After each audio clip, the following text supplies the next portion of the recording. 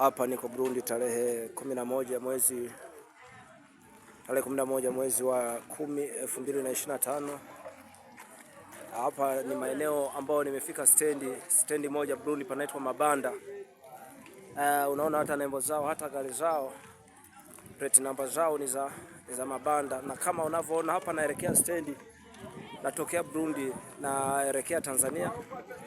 Nimekuja kwa kazi moja tu, kazi ya Injili, kazi ya kumtumikia Mungu, na kazi nimeifanya, nimeimaliza. Ninachowasihi tujiendelee kujitoa kwa ajili ya kumtumikia Mungu katika roho na kweli. Leo tarehe 19, leo tarehe 11 mwezi wa 10 2025, nimetokea eneo hili la Burundi. Hapa niko stendi, eneo moja panaitwa Mabanda. Hapa niko naelekea sehemu moja hivi panaitwa Bujumbura.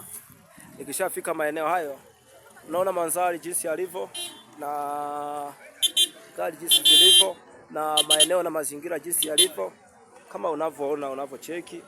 Hili ni eneo la stendi yenyewe kama unavyoona, na ukija kuzunguka mazingira ya kule ni maeneo ya bodaboda, na bodaboda zao ziko mazingira kama unavyoona. Na hawa ndugu wamebarikiwa sana, wanatumia usafiri wa TVS pamoja na gari ambayo aina ya mchomoko. Hii ni barabara unavyoiona kama ilivyo.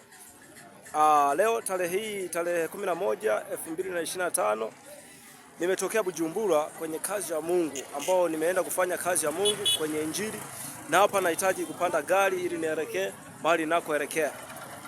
Hiyo ni eneo ambalo unaona mazingira yalivyo na mtaa ulivyo kama unavyoshuhudia mwenyewe. Nikifika sehemu moja hivi panaitwa Kitega.